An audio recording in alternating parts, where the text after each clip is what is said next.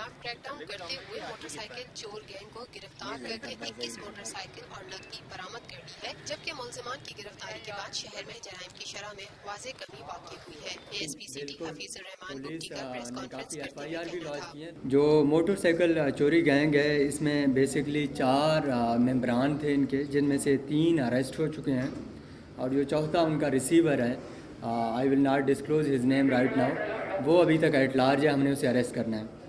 मुबशर अब्बास हैं, ये 18 हज़ारी से इनका ताल्लुक़ है। अज़हर अब्बास हैं, जंग से हैं, और नवीद मसीह हैं। ये तीनों को जो है ना अरेस्ट करके इनसे 21 मोटरसाइकिल बरामद कर दिए गए। प्रेस कॉन्फ्रेंस के दौरान ASP सिटी हफीजुर रहमान गुप्ती ने मज़ीद बताया, ये मोटरसाइकिल खैबर पख्तूनख्वा डेरा इस्माइल खान वहाँ पर पहुँचाए जाते थे।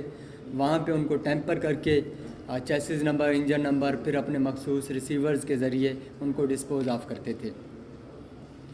तो इनके अरेस्ट करने के बाद सिटी सर्कल में काफ़ी मोटरसाइकिल चोरी की वारदात में कमी आई है।